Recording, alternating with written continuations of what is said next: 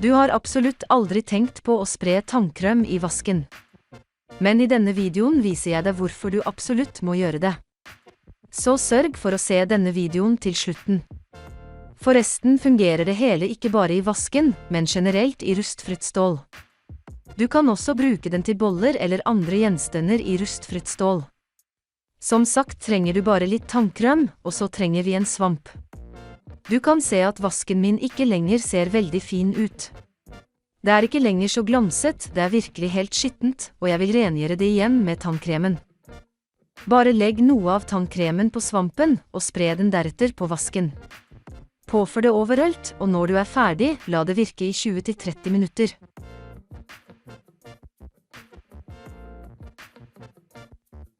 Nå er det et tynt lag med tannkrem i vasken vår, og vi venter på at tiden skal gå til alt er absorbert. Da kan vi gå videre til neste trinn.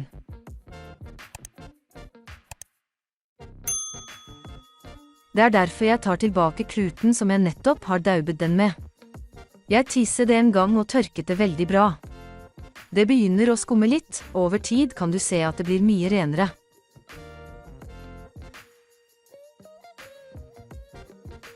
Og hvis du deretter tørker den på den andre siden eller bruker en annen fuktig klut, kan du se at vasken og rustfritt stål nå er veldig skinnende og renner igjen. Nå vil jeg koble deg til en annen video i videoen der jeg viser deg hvorfor du absolutt bør sette natron i oppvaskmaskinen. Sørg for at du også ser på videoen. Nå kan vi se at vasken igjen er helt ren og skinner fantastisk, og alt dette takket være tannkrem. Hvis du likte videoen, vil jeg være veldig glad for tommelen opp. Og ikke glem å abonnere på denne kanalen og aktivere klokken slik at du ikke går glipp av en ny video i fremtiden.